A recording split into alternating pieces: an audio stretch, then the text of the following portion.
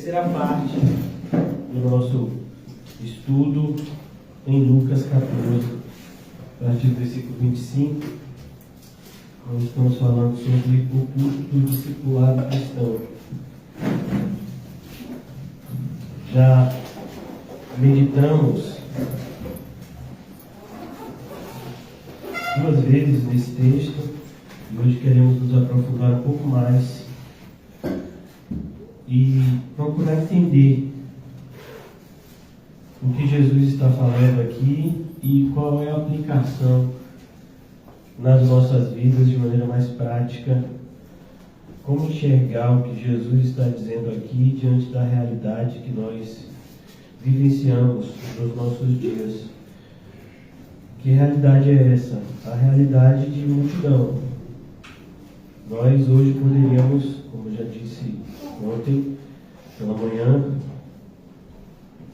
aplicarmos o que está aqui escrito em Lucas 14, 25, que grandes multidões acompanham a Jesus. Mas há uma diferença muito grande entre acompanhar a Jesus e segui-lo como seu discípulo. E uma das coisas que faz com que as pessoas amem fazer parte das grandes multidões, antes da gente começar o estudo, comentávamos acerca de um evento que teve com o evangélico, se podemos dizer dessa forma, na Arena Fonte Nova, eu acho que na semana passada, na semana retrasada. Então, grandes multidões se reúnem para falar alguma coisa acerca de Jesus, do Evangelho e por assim em diante. Mas por que grandes multidões? Porque a multidão, irmãos, ela é sempre confortável. A multidão, ela nunca tem compromisso com nada. A multidão, ela pode estar ali ou não. É por isso que muitas pessoas, ao irem para a igreja, elas procuram sempre um lugar estratégico. Elas possam chegar depois do culto ter começado e ir embora antes do culto ter terminado. Porque elas fazem parte da multidão. É esse sentimento. A multidão que Jesus apresenta aqui é muito mais uma maneira errada de se viver o cristianismo do que propriamente só um grupo que se fala de maneira solta. Então, essa palavra multidões e multidão, ela é sempre repetida nos evangelhos e nós sempre vemos no evangelho ela sendo apresentada com um aspecto negativo. As multidões são a quantidade cada vez maior de pessoas que não tem nenhum compromisso com Jesus e que veem na pessoa de Cristo apenas uma oportunidade para que os seus projetos eles possam de alguma forma dar certo. Pessoas que enxergam a Cristo como uma espécie de escada para atingirem os seus próprios objetivos. Por isso que Jesus fala da maneira como ele fala aqui no capítulo 14, versículo 25. Grandes multidões o acompanhavam e ele, voltando-se, lhes disse: se alguém vem a mim e não aborrece ao seu pai, mãe, mulher, filhos, irmãos e irmãs e ainda sua própria vida, não pode ser meu discípulo. Eu gostaria que você grifasse, se não na sua Bíblia, mas na sua mente, essa expressão que ela vai se repetir nessa passagem. Não pode ser meu discípulo. Ela está aqui no versículo 26. Depois o Senhor Jesus repete ela de novo. No versículo 27. Não pode ser meu discípulo. E finalmente o Senhor Jesus vai falar, no final da passagem, ele diz: não pode ser meu discípulo. Então, aqui nós vamos ver que há uma atitude do Senhor Jesus de excluir. Do mesmo jeito que Jesus inclui, quando ele diz em Mateus 11 e em tantas outras passagens correlacionadas, vinde a mim todos. Perceba como o chamado de Jesus, ele é altamente inclusivo. Você pode vir se você for pobre, se você for rico. Você pode vir se você torce para o time A ou o time B, se você é desse jeito ou daquele, se você é alto, se você é baixo, se você tem um alto grau de escolaridade ou se você é analfabeto. Você pode vir. Venham a mim, todos os que estão cansados e sobrecarregados. Mas, ao mesmo tempo, o chamado de Jesus também é um chamado radical, no sentido de que você precisa fazer uma escolha. Você precisa preencher os requisitos que Ele mesmo deu para que você o seguisse. De maneira que não temos liberdade para trazer nenhum tipo de novo significado aos termos que Jesus nos ensina. Porque é isso que a nossa sociedade faz hoje em dia.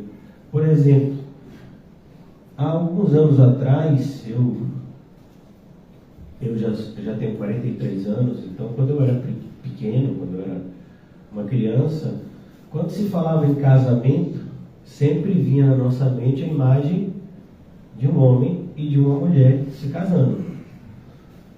Casamento, de acordo com o padrão bíblico, é a união entre um homem e uma mulher debaixo da bênção de Deus.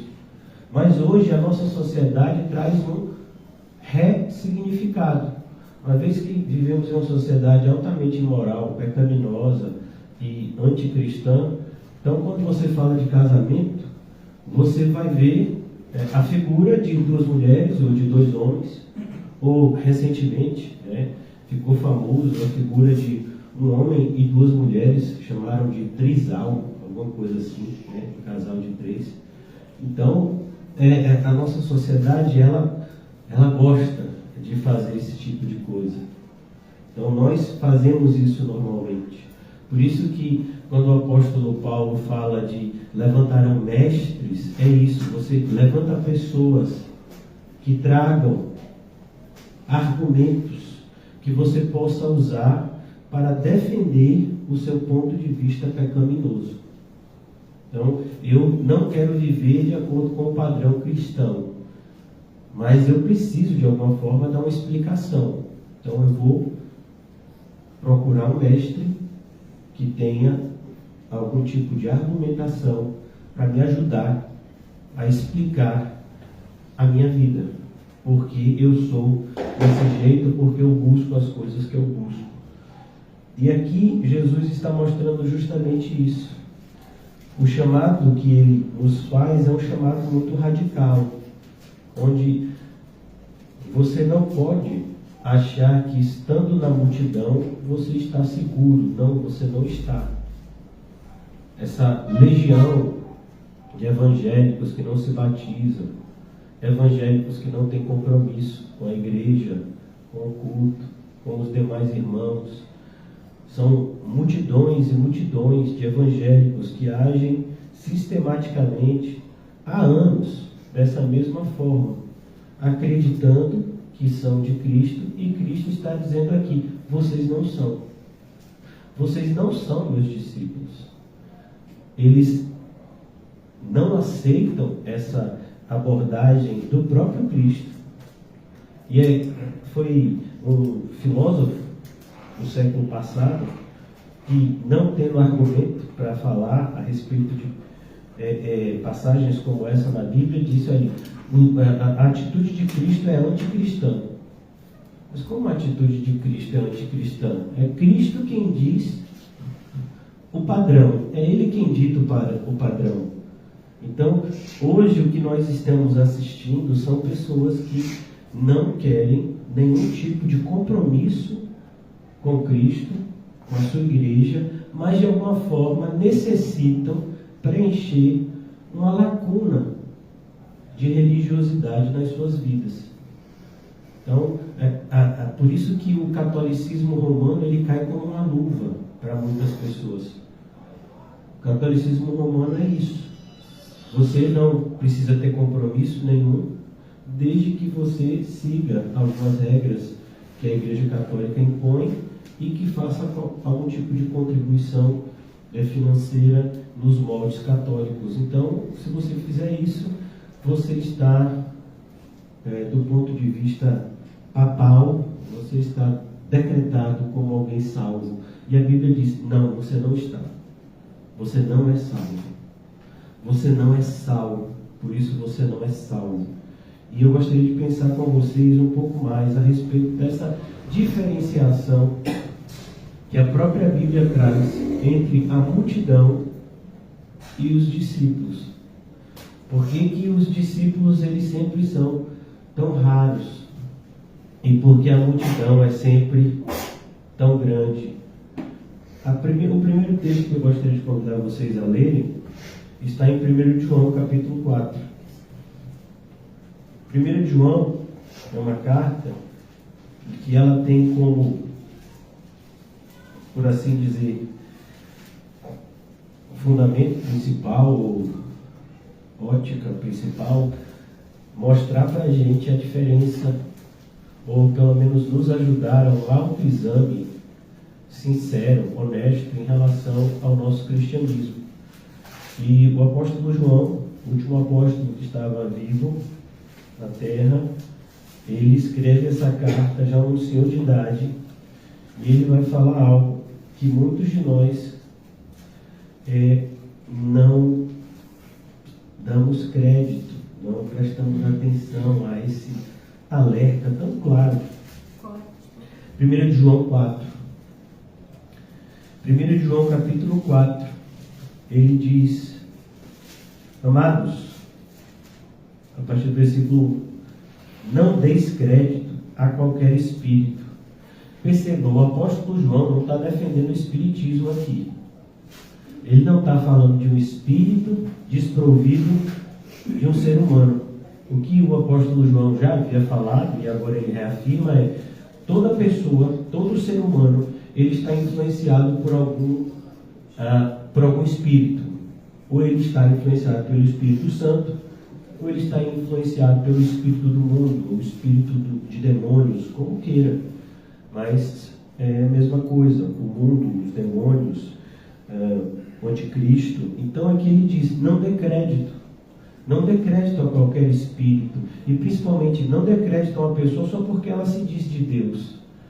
Porque a própria Bíblia nos mostra que anjos caídos, conhecidos por nós como demônios, eles podem facilmente se disfarçar de anjos de luz para tentar nos enganar.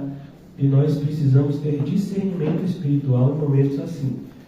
Não deis crédito a qualquer espírito. Mais uma vez, a ênfase de João aqui é: não dê crédito a qualquer pregação que você ouvir. É isso que ele quer dizer. Não dê crédito. Não dê crédito a qualquer pessoa que diz que é evangélico e que traz algum tipo de aconselhamento ou algum tipo de exposição bíblica para você. Não dê crédito. Preste atenção. Reflita. Pese a palavra daquele pregador na Bíblia. Veja se efetivamente aquilo que ele está falando vem da parte de Deus. Versículo 1, continuando. Antes, ou seja, ele diz aqui qual é o nosso comportamento. O comportamento que não devemos ter é aceitar tudo. Não, aquele que aceita tudo é porque não acredita em nada. Ele diz: provai. E essa palavra provai, no original, em grego, significa literalmente experimentar. É como, por exemplo, uma pessoa quando está preparando um feijão. Nós sabemos que um feijão com pouco sal, ele não fica saboroso. Mas, ao contrário, também é verdadeiro. Se tiver muito salgado, ele também não fica saboroso. Então, a pessoa que está fazendo aquele feijão, ela vai pegar, algumas vezes, um pouco daquele caldo e vai botar na mão para sentir o gosto, para ver se o sal está suficiente, se o tempero está bom. Então a ideia de provar é essa. Provai os espíritos se procedem de Deus. Prove se procedem de Deus. Porque muitos falsos profetas têm saído pelo mundo fora. E no início dessa carta ele já tinha dito que esses falsos profetas, eles saíram, na sua grande maioria, de dentro da igreja. e saíram de dentro da igreja porque não eram dos nossos. Aqui ele diz: nisso reconheceis o Espírito de Deus. Todo espírito que confessa que Jesus Cristo veio em carne é de Deus. A ideia aqui, irmãos, não é um reconhecimento intelectual. A gente já falou sobre isso. A ideia aqui é uma confissão que me leva a imitar a Jesus. Se de fato Jesus veio em carne, então ele é o meu referencial. E aquele que diz estar em Cristo, necessariamente tem que andar como ele andou. Inclusive é nessa carta que ele fala sobre isso. Então o que ele quer falar para a gente é: quem confessa que Jesus Cristo veio em carne, quem é discípulo de Jesus. Ele está falando do mesmo assunto que nós estamos tratando em Lucas 14, discipulado e multidões. Ser um discípulo de Cristo e fazer parte da multidão, daqueles que se disfarçam no meio daqueles que seguem a Cristo. Nisto reconheceis: todo o espírito que confessa que Jesus Cristo veio em carne é de Deus. E todo espírito que não confessa a Jesus não procede de Deus. Pelo contrário, este é o espírito do anticristo. Como assim não confessa Jesus? Não confessa Jesus, irmãos, mais uma vez, não é discípulo. É aquela pessoa que diz: eu amo a Jesus, mas eu amo também muito a minha família.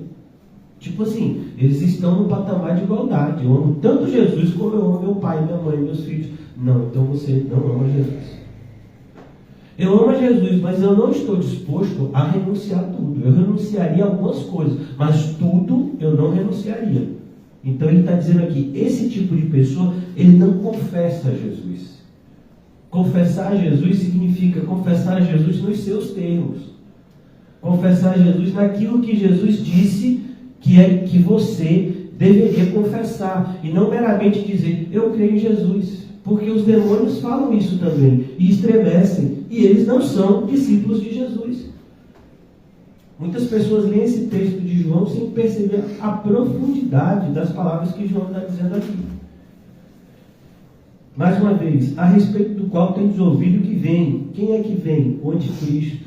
O espírito dele já está agindo no mundo, mas ele está vindo. E presentemente já está no mundo o seu espírito, o espírito enganador, que desvia as pessoas da luz, que cega os incrédulos para que não creiam no Evangelho. Esse espírito está em atividade, em plena atividade nos nossos dias. Por isso que é tão difícil você evangelizar alguém. Por isso que é tão difícil você explicar para um evangélico que ele não pode fazer parte da massa, que ele tem que ser discípulo, que ele tem que entrar pela porta estreita, que ele tem que andar pelo caminho apertado, que ele tem que renunciar, sim, que ele tem que ter uma vida de lutas internas e externas, sim. É tão difícil você explicar isso para um evangélico nos nossos dias, porque o espírito do anticristo está em atividade, fazendo o que ele sabe fazer: enganar as pessoas.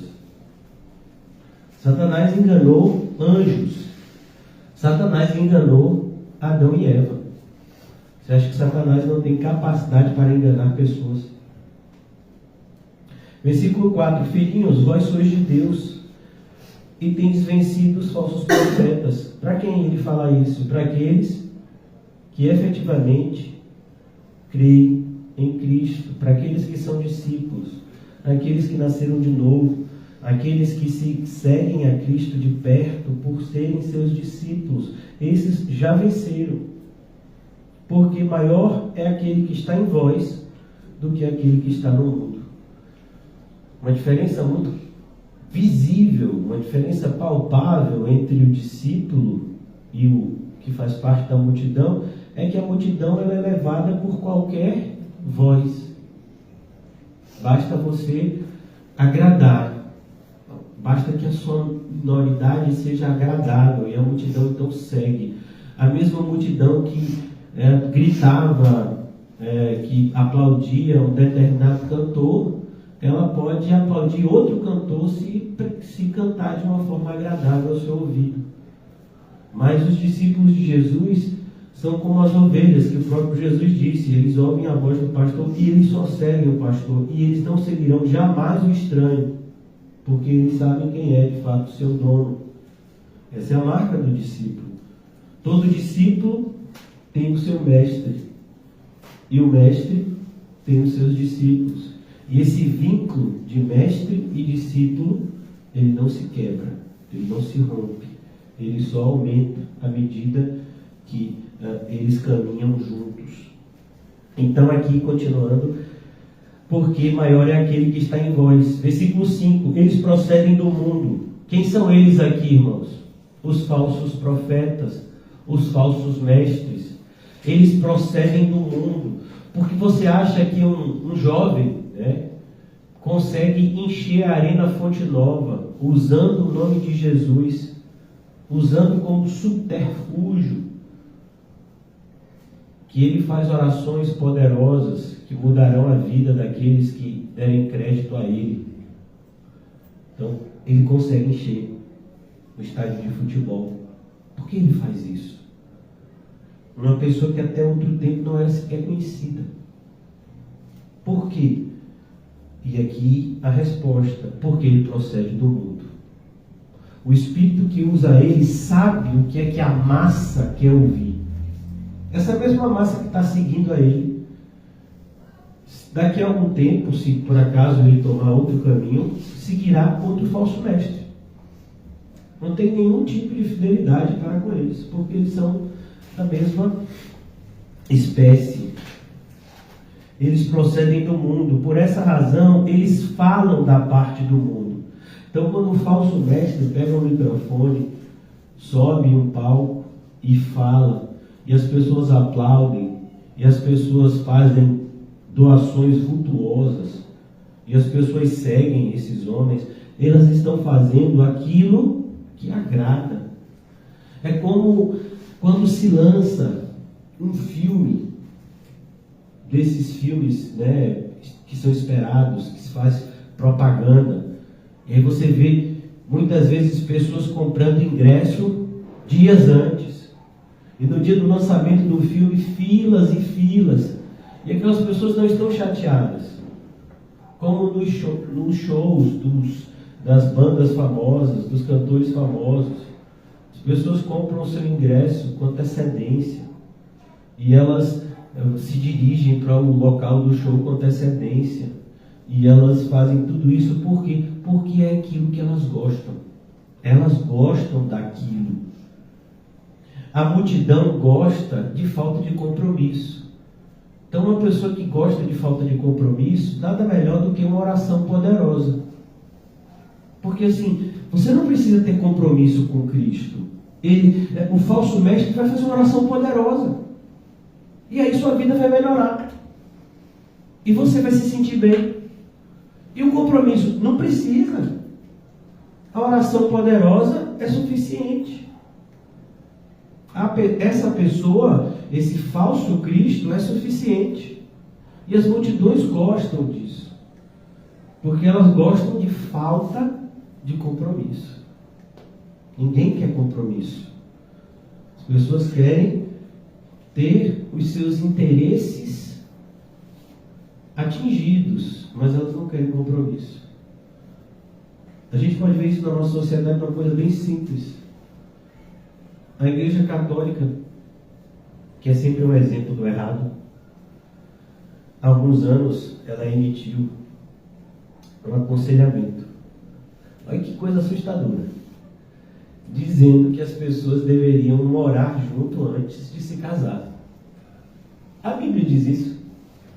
A Bíblia diz, meu filho, que você não tem nem que pegar na mão antes de se casar.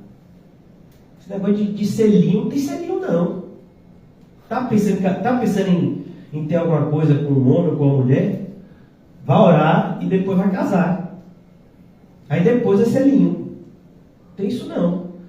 Mas numa igreja que se diz bíblica. Por quê? Porque o índice de divórcio estava muito grande. Então, eles disseram assim, para diminuir o índice de divórcio, vocês moram antes juntos, se não der certo, cada um vai para o seu lado, pelo menos se não se casaram. Por quê? Porque até hoje, no catolicismo romano, se você se divorciar, você não pode participar da Eucaristia. Não sei se vocês sabem dessas normas, né? Então você não pode participar da Eucaristia. Muitos católicos se sentiam mal, eles queriam continuar fazendo parte da Igreja Católica, mas eles se sentiam às vezes envergonhados, excluídos. E a Igreja Católica, então, tentando solucionar esse problema, disse, não, então ore junto, viva como casado, sem se casar. E se por acaso vocês se separarem, ninguém vai falar mal. Vocês podem cometer o ato de que a Bíblia chama de fornicação. Eu autorizo vocês. E desde quando o Papa tem autoridade para autorizar isso?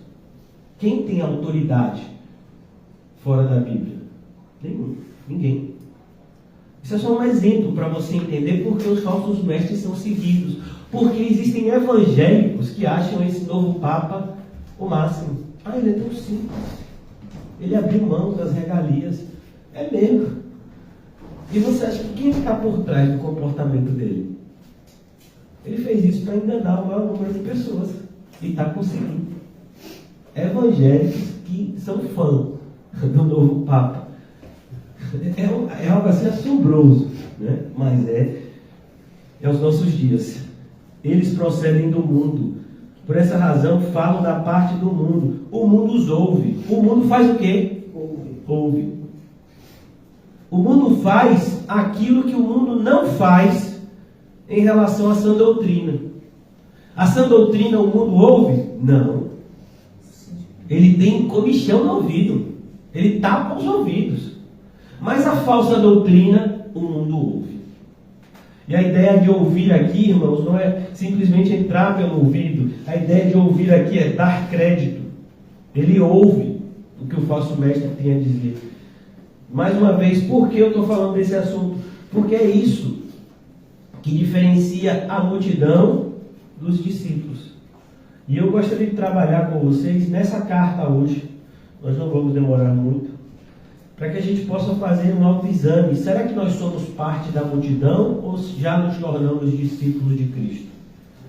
Importante a gente pensar sobre isso. Volte agora ao capítulo de 1 João, no capítulo 3. Eu não sei como é que está escrito na sua Bíblia, mas 1 João, capítulo 3, do versículo 7 ao versículo 10, há um subtítulo, uma palavrinha em negrito, né? E os filhos de Deus e os filhos do maligno. Você chamaria um vizinho que você tem como uma pessoa, né, correta, uma pessoa, um camarada, mas não é cristão, você diria que essa pessoa é do diabo? Eu fui chamar, quase me matam. Mas ele é do diabo. Quem não é de Cristo, quem não é de Deus, é do maligno, não tem meio termo. As pessoas da nossa família, as pessoas da nossa família que não são de Deus, são de quem? Do diabo. Você já imaginou que você está dormindo e no seu quarto, o seu filho é do diabo? Sua filha é do diabo? Não, pastor, não admito. O fato de você não admitir não vai mudar nada. Imagine, aqui perto a gente tem um hospital especialista, um hospital especializado, em oncologia infantil, Martagão Gesteira, se não me engano, não é isso? É isso. Então, se um pai e uma mãe chega lá, leva o filho, o médico diz, olha, o seu filho está com câncer nessa área, e se o pai chega e diz, eu não aceito, eu não acredito nisso, vai mudar alguma coisa? O filho vai deixar de ter? Não vai. É a mesma coisa, o fato de algumas pessoas não quererem, não admitirem essa divisão, ela não deixa de existir, irmãos. O mundo está dividido entre aqueles que são de Deus e aqueles que são do maligno. E aqueles que são do maligno são um número muito maior. E aqueles que são do maligno, eles incluem religiosos e não religiosos. Enquanto que aqueles que são de Deus, eles incluem um grupo muito pequeno. Tem que ser evangélico, tem que ser bíblico e tem que praticar a Bíblia. É um grupo que vai diminuindo. Não, o evangelho é o verdadeiro, sim, mas pratica. Pratica o evangelho verdadeiro. Porque você é discípulo, tem que praticar o evangelho verdadeiro. Então é um grupo menor do que o que a gente imagina. Enquanto que o grupo daqueles que são do maligno é um grupo maior do que o que a gente imagina. Porque às vezes a gente passa, Pensa, mas é evangélico, mas é do evangelho verdadeiro, mas não pratica, então é do maligno, é do outro lado. Porque não tem um lugar no meio. Ou você está desse lado, ou você está desse lado. Por isso, ou você é multidão, ou você é discípulo. Não tem como você ser multidão e discípulo ao mesmo tempo. Não tem como duas verdades estarem de acordo se elas são opostas. A Bíblia diz: dois não podem andar juntos se não estiverem de acordo. Pastor, eu não fiz isso, eu só estava andando com tal pessoa. E estava andando por quê? Quem foi que lhe obrigou? Não, pastor, ninguém me obrigou assim, não, é porque eu gosto de tal pessoa. Então você tem o que você plantou. As más companhias corrompem os bons costumes. Então aqui, olhe como João trata de maneira amorosa. Filhinhos, não vos deixei enganar. Por que ele usa essa expressão que Paulo usou algumas vezes? Porque a gente se deixa enganar. E o que mais engana a gente é o quê? São as emoções. A gente olha e a gente se emociona. Então a gente se emociona quando a gente vê uma criança passando por uma doença dolorosa. Você não se emociona? Só se você for uma pedra de gelo. Tem a maioria das pessoas que gosta de bichinho, né? Pastor, você não gosta de bichinho? Não, meu filho, não gosto nem desgosto. Então, aprendi com o tempo. Mas para quem se emociona com isso, ver um bichinho com a patinha ferida, eu acho a maior hipocrisia. Porque essa mesma pessoa que diz, o gatinho está com a patinha ferida, comeu o quê? Carne de boi no almoço. E a janta é galinha. Eu digo, qual é a diferença? É carne. Não, mas o gatinho, mas o cachorrinho, mas é a hipocrisia, né? Então, a gente vive numa sociedade assim, que se deixa enganar muito facilmente. A prova disso é agora, daqui a pouco é as eleições. É o período em que mais as pessoas se deixam enganar. Os marqueteiros já estão trabalhando a todo vapor para construírem imagens, para que as pessoas façam as suas escolhas. Filhinhos, não se deixe enganar.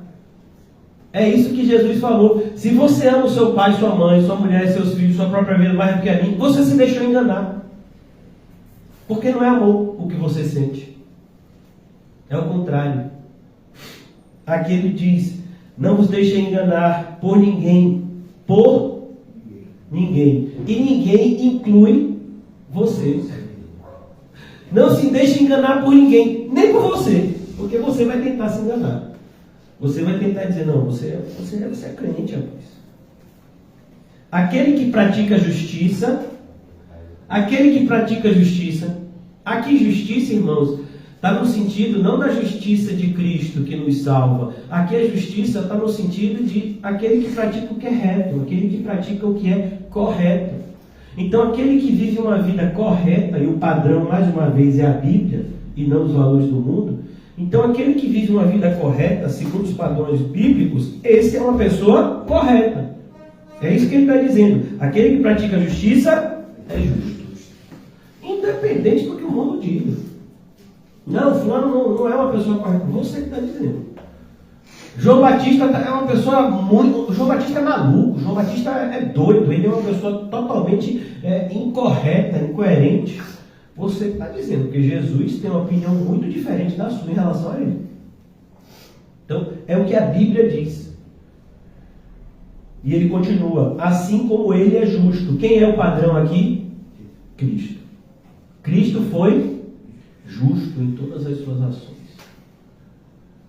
Ele não somente cumpriu a justiça no sentido de morrer por pecadores, como ele viveu uma vida correta, uma vida santa, uma vida que você não podia acrescentar e nem tirar nada, perfeita. Ele é o padrão. Aquele que pratica o pecado procede do diabo. E agora? Você é de quem? Não, mas assim, pastor, mas ninguém peca. A pessoa que diz essa frase, pastor, mas ninguém é sem pecado. A pessoa que diz essa frase está assinando a sua confissão de diabo. Porque o cristão, irmãos, ele confessa o seu pecado chorando, como alguém que não queria cometer aquilo. É diferente de alguém que comete o pecado dizendo, o que eu podia fazer? Podia não pecar. Podia cortar a sua mão, arrancar o seu olho. Você podia cortar o seu pé, você podia fazer isso, porque não fez. Então aqui ele está dizendo, aquele que pratica o pecado procede do diabo. As nossas atitudes pecaminosas, elas são diabólicas. Então não tem como dar desculpa. É isso que a Bíblia diz, e pronto. Porque o diabo vive pecando desde o princípio. Então é isso que é o diabo. O diabo é o diabo porque ele gosta de pecar. Ele vive pecando desde o princípio. E aquele que se diz evangélico e vive desse jeito é tão diabólico quanto o diabo. É pior até do que o ímpio aberto. Porque o ímpio aberto, ele está dizendo, eu sou ímpio mesmo. Mas aquele que diz que não é ímpio, ou que busca viver uma vida correta e vive uma vida totalmente incorreta, essa pessoa, aos olhos de Deus, é muito mais culpada. Porque ela está fazendo um mal ainda maior. Aqui ele continua e diz, para isso se manifestou o Filho de Deus. Então, para isso se manifestou Jesus. Para quê? Para destruir as obras do diabo. Então, o diabo não tem mais poder sobre a sua vida se você é de Cristo. Agora, não ache que vai ser fácil para você resistir ao pecado. Não, vai ser difícil. Mas se você lutar, você vai conseguir. Porque a gente já leu nessa carta, porque o Espírito que habita em nós é mais poderoso do que o Espírito que habita no mundo. Mas não imagine um segundo sequer que isso vai ser indolor ou que isso vai ser fácil. Não, vai ser muito difícil. Você vai ter que esmurrar o seu próprio corpo. A gente já falou, você vai ter que carregar uma cruz. Você vai ter que renunciar. Você vai ter que aprender a suportar, e eu falei isso ontem, o ódio de pessoas que você ama. Então, aqui ele diz, para isso se manifestou o Filho de Deus, para destruir as obras do diabo. Todo aquele que é nascido de Deus é o que a gente conhece como regeneração, novo nascimento.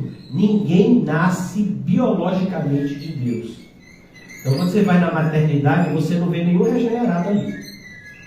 Ali você vê pessoas que nasceram do homem, da conjunção entre um homem e uma mulher, e nasce lá um bebezinho. Aquela pessoa vai ter que passar por uma experiência de um novo nascimento para ele ser de Deus. É aqueles que não nasceram nem da carne, nem do sangue, nem da vontade do homem, nasceram da vontade de Deus. E aqui ele diz, todo aquele que é nascido de Deus não vive na prática do pecado. Percebeu? Não é que ele não peca. Às vezes ele tropeça, mas rapidamente ele se levanta. Ele sabe a diferença entre estar sujo e estar limpo. E ele quer viver limpo. Porque o limpo tem esse desejo de se limpar mais ainda. É um desejo santo que o Deus Santo colocou no coração dos seus filhos santos. Então ele diz, todo aquele que é nascido de Deus não vive na prática do pecado, pois o que permanece nele é a divina semente. O Espírito Santo que habita no coração do crente incomoda e como um alarme avisa, você está indo no caminho errado, você vai quebrar a cara. Não vá por aí, olhe, não vá. Pois o que permanece nele é a divina semente. Percebeu? Semente é uma coisa grande ou pequena? Pequena. Mas ela cresce e se torna árvore. E como árvore dá fruto. Percebeu? Ora, esse não pode viver pecando. Ele não pode. Ainda que ele quisesse. Ele não quer, mas ainda que ele quisesse, ele não pode, porque o pecado que traz alegria para os ímpios, traz tristeza para os santos. É assim. Porque é nascido de Deus. Ele é nascido de Deus. Quando ele foi regenerado, houve uma mudança completa na vida dessa pessoa. Nisto são manifestos. Manifestar, irmãos, significa tirar o véu. Então, é como se você tivesse... Eu não sei a diferença entre um filho de Deus e um filho do diabo. E João está dizendo, eu vou lhe ensinar agora a ver essa diferença. Nisso são manifestos os filhos de Deus e os filhos do diabo. A partir de agora você vai conseguir diferenciar um e outro. Como? Todo aquele que não pratica a justiça não procede de Deus. E nem aquele que não ama seu irmão. Ó. Agora você já viu. O pessoal que está na igreja diz, eu estou na igreja, mas eu sento em tal lugar porque eu não quero nem estar perto de tal pessoa. Você já sabe de quem essa pessoa é, né? Do diabo. Pessoas às vezes que está na igreja e diz assim, não, eu estou lá mesmo só para ouvir a pregação, mas eu não quero nada com ninguém. Essa pessoa não é de Deus, não. Essa pessoa está enganada pelo diabo. Tomara que ela tenha os seus olhos abertos quanto antes. Ele continua. Porque a mensagem que ouvistes desde o princípio, versículo 11, é esta. Que mensagem? Que nos amemos uns aos outros. Percebeu? Olha a linguagem de Jesus que a gente está falando em Lucas 14. Você não pode amar mais. Você não pode amar mais. Aqui ele está dizendo, você tem que amar. É sempre o amor. O amor é o referencial e o amor é o diferencial. Qual é o diferencial de quem é o verdadeiro cristão? O amor. Ele é o referencial, ele é o diferencial. Se eu amo a Cristo acima de tudo, eu vou pecar muito menos do que aquele que não ama a Cristo. Que nos amemos uns aos outros, não segundo Caim. E olha o referencial. Caim está em que livro da Bíblia? Gênesis 4. Ele vai aparecer agora aqui. Em 1 de João. Caim, que você conhece lá em Gênesis 4. E se você estudar a vida de Caim em Gênesis 4, você vai dizer assim, rapaz, Deus não disciplinou Caim não, porque a vida dele ficou muito boa. Os descendentes dele tomaram conta do mundo inteiro, se deram bem, se tornaram pessoas famosas, poderosas. Caim era do maligno. Por que Caim assassinou Abel? Porque ele era do maligno. Ele deixou de cultuar Deus? Não. Mas ele era do maligno. Ele deixou de ser repreendido por Deus? Não, foi o próprio Deus que pregou para Caim. Não foi um pregador, como hoje aqui não, um homem. Foi Deus. Olha, Caim, o pecado bate na sua porta, cumpre a você dominá-lo. Mas ele era do maligno. Por isso ele não deu ouvido a Deus. Jesus fala a mesma coisa dos fariseus. Vocês não me ouvem, porque vocês não são minhas ovelhas. Caim era do maligno e assassinou. Ele não assassinou uma pessoa qualquer. Ele assassinou a quem? E a gente vê isso na igreja. Pessoas assassinando os seus irmãos, espiritualmente falando. Toda vez que você dá um mau testemunho, você está assassinando a fé de alguém. Toda vez que você retrocede na fé, você está assassinando a fé de alguém. Ah, mas eu sempre disse para ninguém olhar para mim. Como você diz isso? Se Jesus disse que você tinha que ser a luz do mundo, como é que ninguém vai olhar para você? Você não é a luz do mundo? Você não é o sal da terra? Como assim ninguém olha para mim? Tem que olhar sim. Mas foi o que eu falei no início e repito agora. Ninguém quer ter responsabilidade. Ninguém quer ter compromisso. E aí essas frases que parecem humildade, mas não é humildade. Essa é uma frase de descompromisso, de irresponsabilidade. Não olhe para mim, olhe para Cristo. Não, tem que olhar para mim. Como seguidor de Cristo. Eu tenho que ser um referencial do meu Salvador. Porque Ele é um referencial para mim. Sede meus imitadores, como eu sou de Cristo. Esse é um princípio bíblico. E aqui a gente vê a multiplicação dos Caíns na igreja. Matam. Se alguém deseja se entregar ao evangelismo, se alguém deseja, de repente, ser uma pessoa mais generosa na igreja, rapidamente vão aparecer os Caíns. Rapaz, isso é bobo. Está vendo que ninguém faz nada? Está vendo que ninguém quer nada? Aí vai você fazer. Não faço não. Ninguém tem compromisso não. Como assim ninguém tem compromisso? Eu tenho. Se você não tem, aí é com você. Então aqui a gente percebe que essa ação continua até hoje. Caim era do maligno e assassinou seu irmão. E por que o assassinou? João, ele é detalhista. Por quê? Porque esse espírito é o espírito que continuava agindo na igreja do século I e continua agindo na igreja dos nossos dias. Porque as suas obras eram más. Então a gente vê hoje em dia uma igreja evangélica de obras más. Por isso que essas pessoas se esforçam tanto para paralisarem aqueles que estão fazendo uma boa obra. Aqueles que estão se entregando de verdade a Cristo.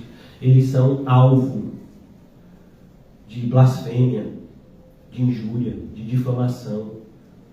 Porque as pessoas não suportam o fato de alguém estar fazendo alguma coisa de maneira correta, buscando agradar a Cristo. Então eles vão fazer isso porque as suas obras eram más e as do seu irmão justas. É o que a gente vê na igreja evangélica hoje. Se você é evangélico e não tem vínculo político, você é tido como bobão. É o meu caso. Mas pastor, você apoia qual vereador? Me perguntaram isso já várias vezes. Toda eleição me perguntam. Digo, nenhum. Mas pastor, deixar de ganhar? Ganhar o quê? Esses dias estavam querendo fazer exame de vista na igreja. Eu disse, não, a gente não busca isso aqui não. O nosso interesse é outro. É que as pessoas enxerguem a sua vida espiritual. Mas há sempre esses que querem desvalorizar o que é santo e mundificar, mundanizar, aquilo que é santo, fazendo da igreja uma instituição como qualquer outra.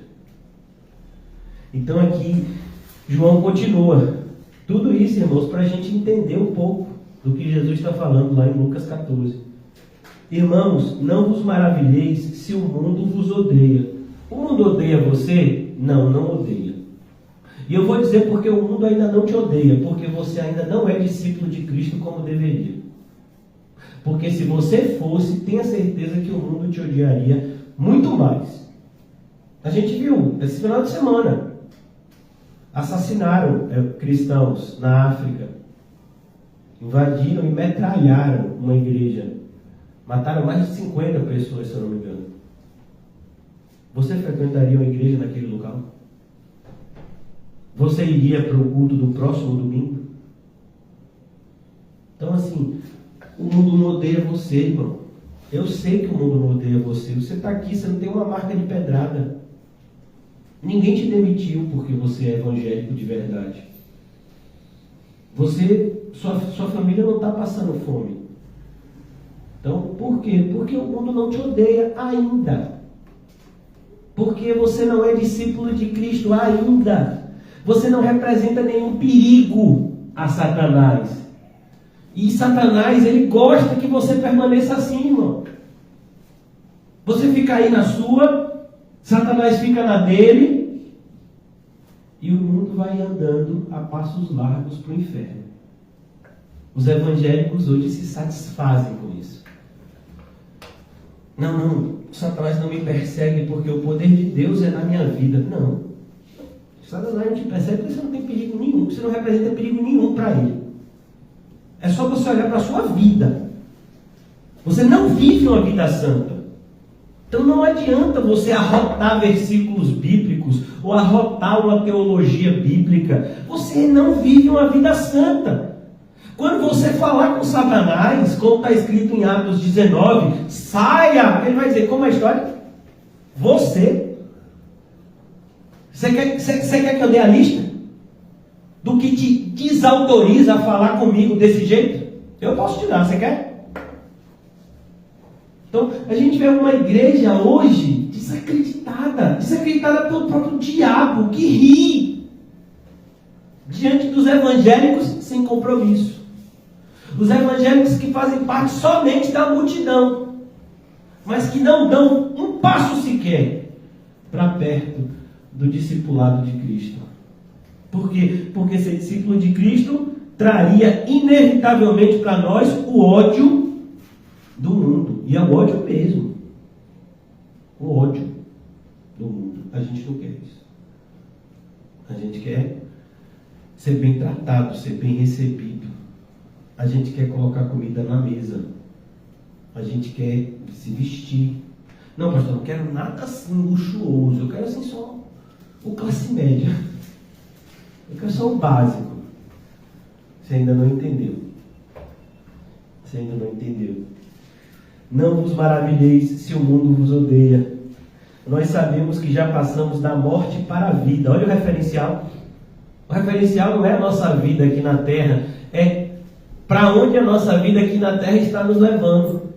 Porque de nada adianta você ter uma vida estável aqui na terra e morrer para o inferno. Não, minha vida foi tranquila. Eu não tive muito, nem também tive tão pouco. Né? Graças a Deus, minha vida foi assim bem equilibrada. E aí essa pessoa que vivia uma vida equilibrada acordou aonde? No inferno. De maneira equilibrada. Essa é a estrada mais perigosa do inferno. É a estrada daqueles que são equilibrados do ponto de vista do mundo. Nós sabemos que passamos da morte para a vida porque amamos os irmãos. Aquele que não ama permanece na morte. E não me diga que você ama o seu irmão se você não vive uma vida santa. Porque como está escrito em 2 de Timóteo, se eu não me engano, se você ama alguém, você deseja a salvação dele. Embora a gente não possa salvar ninguém, nós mesmos tivemos que ser salvos, mas nós fazemos de tudo para com todos. De que forma? Guardando o bom testemunho e a doutrina, para que sejam salvos tanto a nós quanto àqueles que nos ouvem. Isso é amor. Fora disso, é hipocrisia. Todo aquele que odeia a seu irmão é assassino. Ora, vós sabeis que todo assassino não tem a vida eterna, permanente em si. Nisto conhecemos o amor, que Cristo deu a sua vida por nós, e devemos dar nossa vida pelos... Irmãos, a gente fala de dividir os bens materiais, o pessoal já se escandaliza. Imagine dar a vida. Dar a vida. Se jogar na frente de uma bala. Você faz isso? Aqui diz que a gente tem que fazer. Ora, aquele que possui recursos neste mundo, recursos é material, e vir o seu irmão padecer necessidade, fechar o seu coração, como pode permanecer nele o amor de Deus? Como é que pode?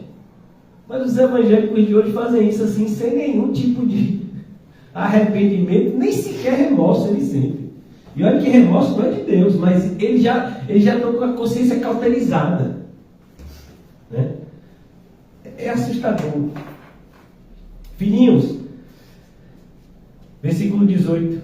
Filhinhos, não amemos de palavra. Quantas pessoas? Pastor, eu te amo.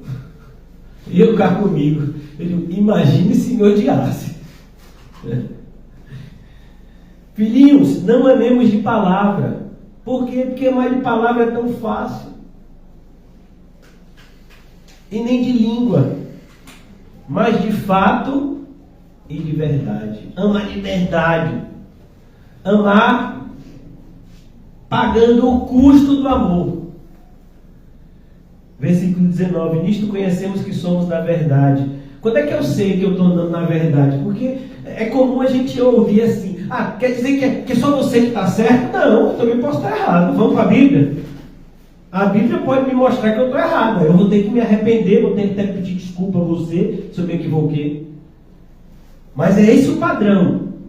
Por isso ele diz, nisto conheceremos que somos da verdade. Então vamos ver se a gente é da verdade mesmo. A gente que às vezes diz, somos do verdadeiro evangelho.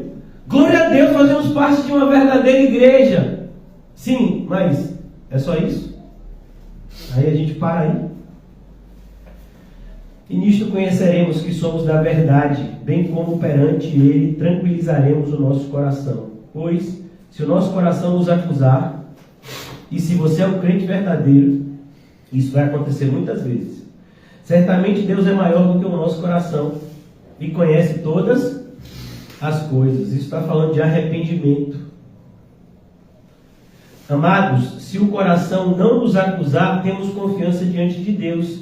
E aquilo que pedimos dele recebemos, porque guardamos os seus mandamentos. Eu peço e eu sei que eu recebo, porque eu guardo os seus mandamentos. E fazemos diante dele o que lhe é agradável.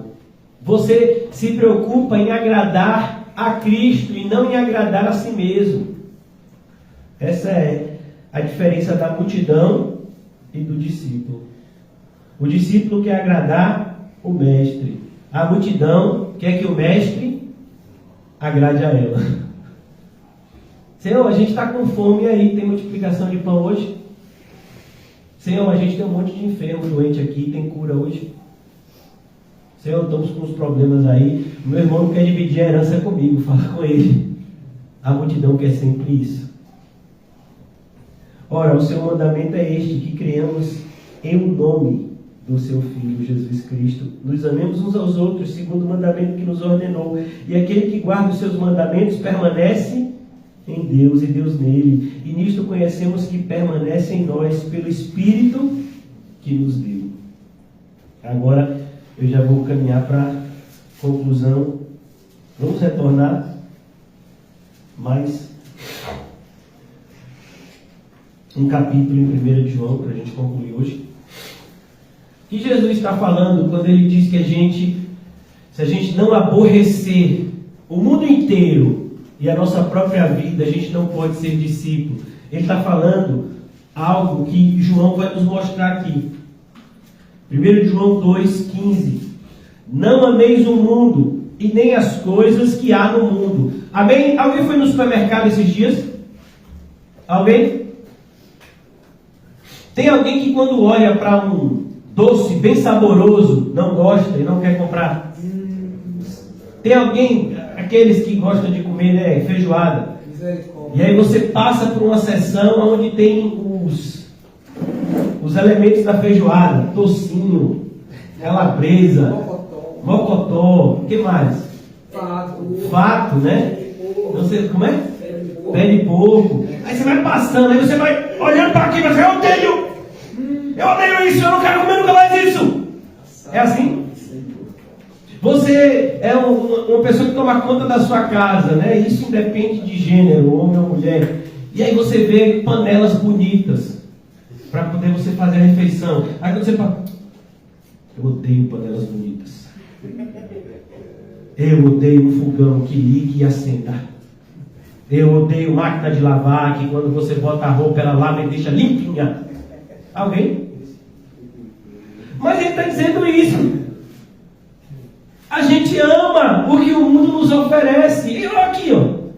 A gente ama isso aqui. Porque aqui a gente pode baixar vários programas. E ainda tem gente, não gosto de celular. Sim, mas usa. Usa os programas, os aplicativos de banco que facilita, que hoje em dia você não precisa mais pegar fila. Antigamente você pegava uma fila de 2 horas para pagar um boleto. Agora você pega um aplicativo, você faz assim com o aplicativo, em 30 segundos você pagou o boleto. Que você passava 2 horas na fila para pagar. Você gosta disso. Você gosta dessas facilidades. Mas ele está dizendo aqui, filhinhos, não ameis o mundo. E nem as coisas que há no mundo. E aqui há uma diferença aqui. Pastor, então quer dizer que eu não posso usar dessas coisas? Ele não diz que você não pode usar, você não pode amar.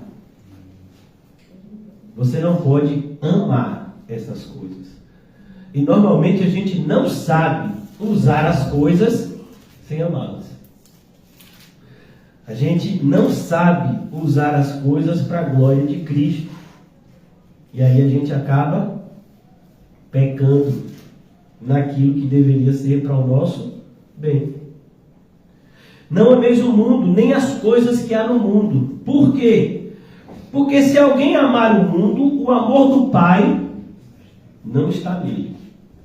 Então, se você diz que ama qualquer pessoa mais do que a Cristo, o amor do Pai não está em você. Se você tem dedicado o seu tempo, os seus recursos a qualquer coisa ou pessoa que não seja Cristo, você não tem o amor do Pai em si. Porque tudo que há no mundo e aqui facilita demais a nossa vida. Jesus sabe como nós somos pessoas tardias em aprender. Então, esse aqui pode, por assim dizer, ele facilita a nossa vida. E aqui está facilitando. Ele resume todo o mundo em 3 ações, em 3 sentimentos.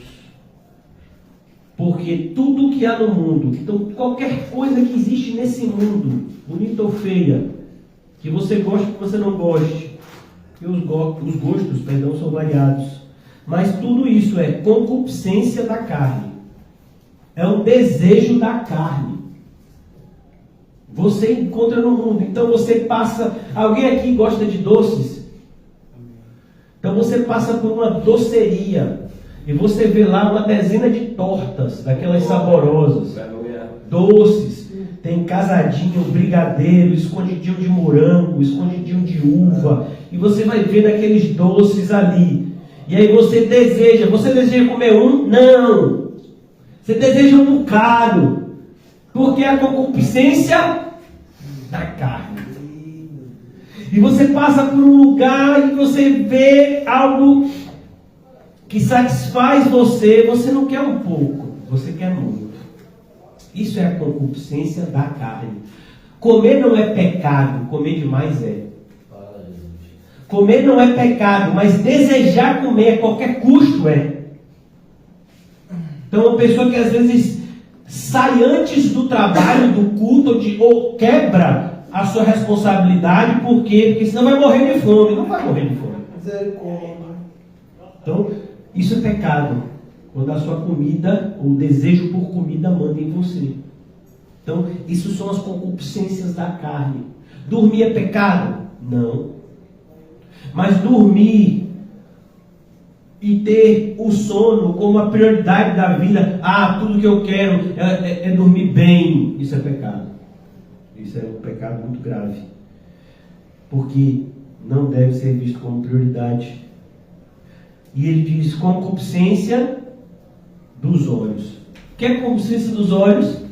São coisas que muitas vezes você não precisa, mas você bate o olho e você quer. Você bate o olho e você começa a cobiçar aquilo. Você não precisa de um iPhone, mas você bate o olho e você diz, rapaz, o iPhone é o iPhone.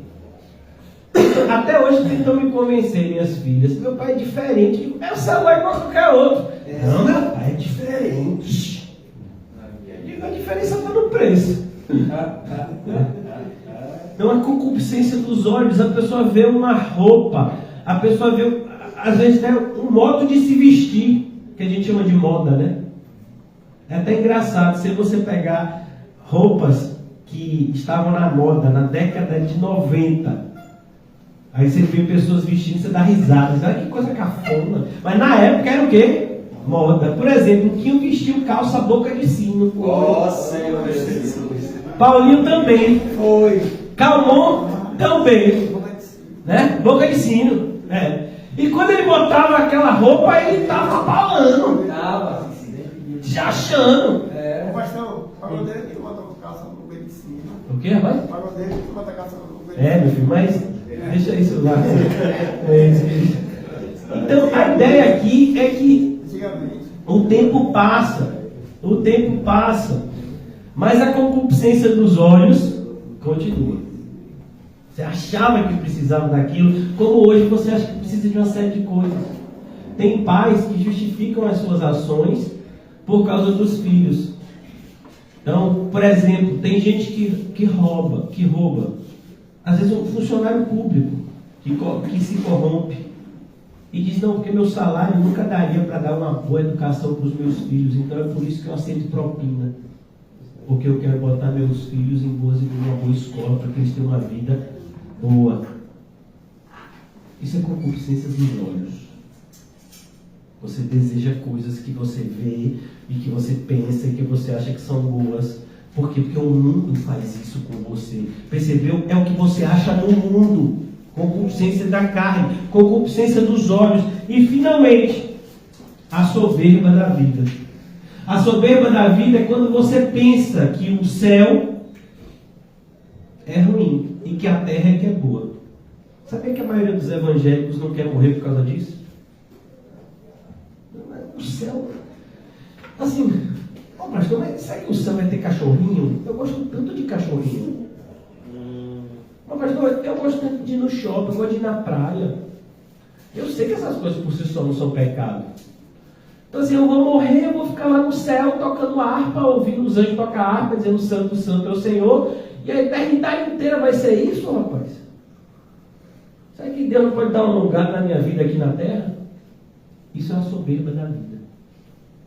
Pessoas que acham que sabem mais do que Deus. Será que Deus vai nos levar para um lugar pior do que esse lugar? Que a Bíblia diz que é uma escuridão e trevas. A terra é isso. O céu é o quê? É uma luz. E esses referenciais, eles são referenciais não assim exaustivos, mas meramente exemplificativos para nos mostrar como o céu é infinitamente melhor do que aqui. A nossa vida vai ser infinitamente melhor no céu do que aqui. Então, essa é a soberba do mundo, é a soberba da vida, é tentar nos convencer que o mundo é bom e que a gente tem mais é que se esforçar para aproveitar o mundo. Então ele diz, cuidado, o mundo passa, porque a soberba da vida quer dizer o quê? O mundo não vai passar, mas ele passa. Se você tiver qualquer dúvida nisso, visite o cemitério. Você vê que passa. Eu fui no cemitério recentemente e você vê lá nas lápides as datas. Pessoas que nascidas no século passado, 1940, 1950, 1960. Pessoas às vezes nascidas ainda já nesse século nosso. Mas assim, ele passa, o mundo passa. As pessoas que estão plantando mal, que estão fazendo mal para você e para mim, a gente não tem que cair nessa armadilha de Satanás, de pagar o mal com o mal. Perdoa. O mundo passa, essa pessoa mais cedo ou mais tarde vai perceber a escolha insensata que ela fez. Então aqui ele diz, o mundo passa bem como a sua concupiscência, aquele porém que faz a vontade de Deus. Esse a gente chama de quê? O mundo chama essas pessoas de quê? Bobos. Esses são os bobos. O que eles fazem? Eles fazem a vontade de Deus. Aí se alguém bate na face direita, ele dá à esquerda. E ele continua fazendo bem, mesmo quando a maldade se multiplica. Mas será que fulano não aprende, rapaz? Será que fulano vai continuar fazendo o que é certo? Mesmo sofrendo como ele está sofrendo, mesmo padecendo como ele está padecendo. Claro que ele vai fazer o que é certo, porque ele é de Deus. E ele vai ver logo o fruto do seu trabalho no céu.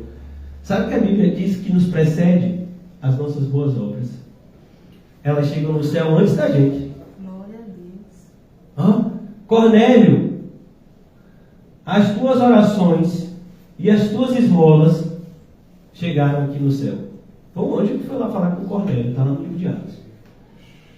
Às vezes a pessoa vai dizer, mas Cornélio, você é tão bobo. Podemos usar seu dinheiro melhor. Você fica agora ajudando as pessoas, ajudando a construir sinagoga, ajudando a fazer isso e aquilo. Mas Cornélio, pelo amor de Deus, ainda não bota o nome de Deus. Quem faz a vontade de Deus permanece eternamente. Olha a diferença. É por isso que Jesus fala do discipulado, é por isso que, voltando agora para Lucas 14, irmãos, eu já vou concluir. A minha saúde não permite que eu fique muito. Mas aqui Jesus está dizendo, você tem que fazer o cálculo. Foi onde a gente parou ontem. E eu quero terminar hoje para, se Deus permitir, né? Todos nós estamos reunidos na sexta-feira, darmos continuidade a esse texto. Jesus, ele ensina o princípio de discipulado e ele faz o seguinte, versículo 28 de Lucas 14. Pois qual de vós, pretendendo construir uma torre, não se assenta primeiro para calcular a despesa e verificar se tem os meios para concluir?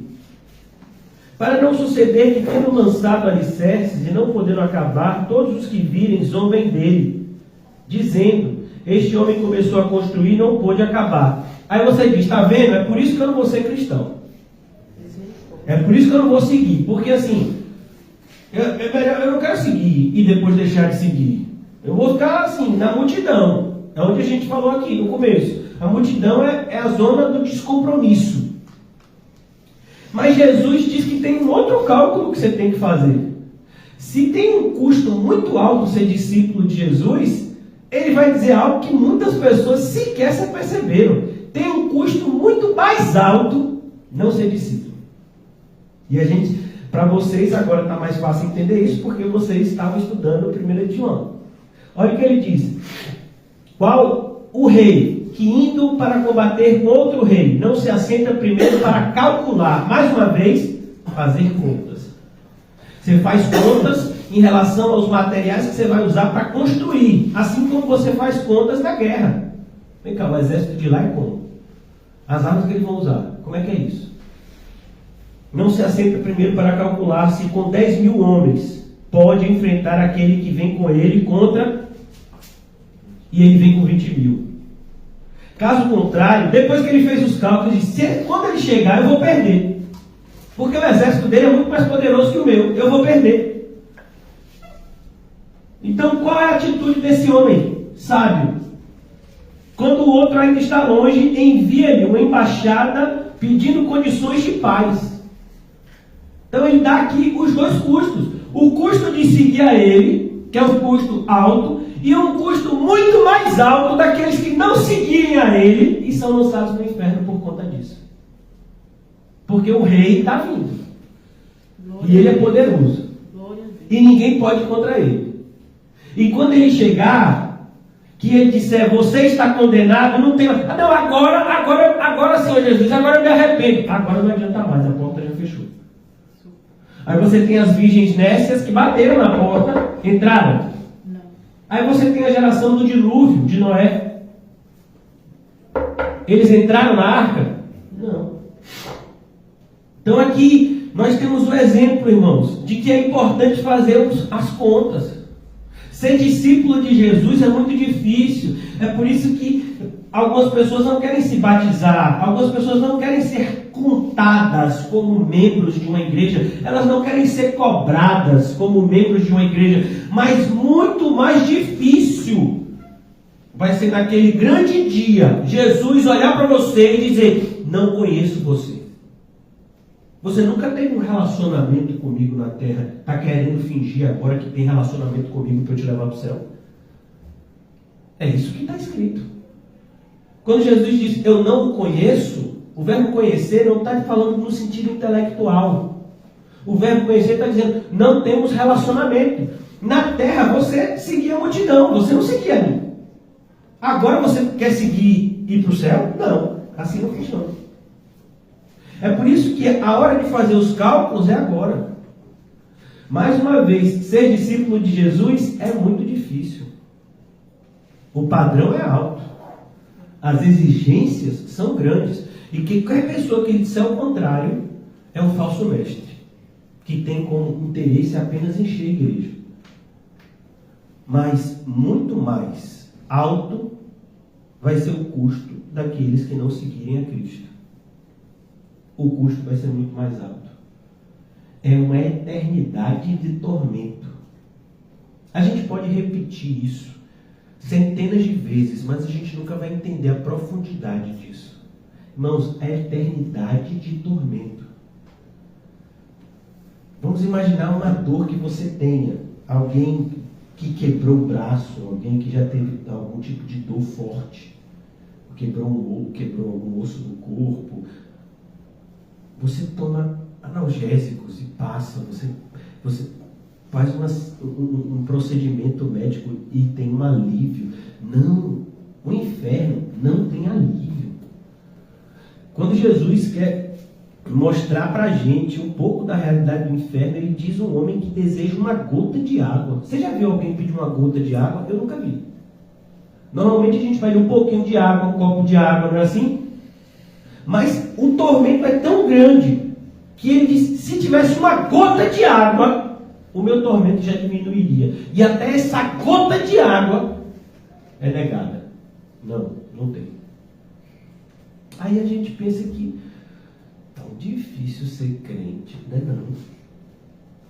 Difícil é a pessoa que vai acordar no inferno. Aí é difícil. Por isso a gente tem que repensar o nosso cristianismo hoje. A gente tem que repensar o nosso compromisso com Cristo hoje. Os padrões estão aí. A mensagem está sendo dada. Mais cedo ou mais tarde, vem a prova final. A prova final é o momento do nosso último suspiro. Quando a gente fechar os nossos olhos aqui na terra, a gente vai acordar em algum lugar. E a hora de pensar nesse lugar é agora. Porque depois não tem mais o que pensar.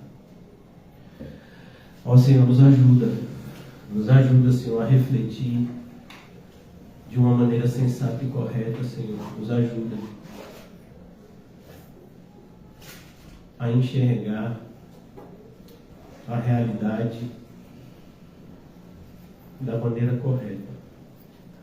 Não como o mundo tenta nos fazer enxergar, mas como a Tua palavra, Senhor, tão perfeitamente nos ensina. Ajuda-nos, Senhor, a dizer não quando temos que dizer não, a dizer sim quando temos que dizer sim. Dai-nos, Senhor, força e coragem para tomarmos as atitudes que nos afastam das trevas e nos aproximam da luz. Ajuda-nos, Senhor, a não desistir, a não retroceder, a não nos cansar de fazer o bem. Eu oro para que nessa noite o Senhor possa renovar as nossas forças, Senhor. Eu oro pelos nossos lares, cada um dos nossos lares, pelos nossos familiares, Senhor. Só o Senhor sabe o sofrimento que é viver uma vida cristã, tendo pessoas próximas que não são cristãs. Por isso nos ajuda, Senhor, a não desistir. Que a Tua luz, que uma vez acendeste em nós, brilhe ainda mais forte a cada novo dia, à medida que crescemos na graça e no conhecimento de Ti. Abençoa os nossos irmãos aqui, Senhor, de Cosme de Farias, e que eles sejam usados como luzeiros para atraírem aqueles que ainda estão em trevas para a Tua maravilhosa luz. Nos ajuda a viver o Teu santo Evangelho, Senhor, de tal maneira que o Senhor seja visto nas nossas vidas. Em nome de Jesus. Amém! E graças a Deus. Saúdem-se mutuamente com um cumprimento santo e diga a você mesmo: seja um discípulo de Cristo. Não deve seguir.